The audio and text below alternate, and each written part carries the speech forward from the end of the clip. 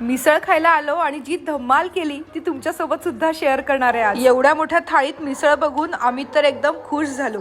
आणि इथे मेनू तर बघा। माझं नाव विशाल दौलत धोंडगे, मी पेरुचीवाडी हॉटेलचा संचालक।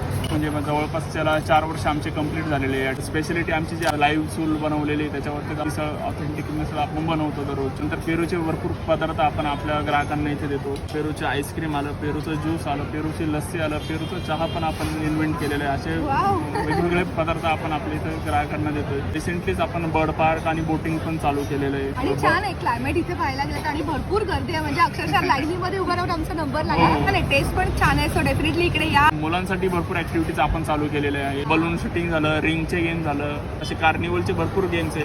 फिश मसाज चालू केलेले आपण। कास्य वडिलोपार्जित शेती अशी होती, शेतीच होती, मग शेत हॉटेलमध्ये कन्वर्ट केलेलं आहे। धन्यवाद।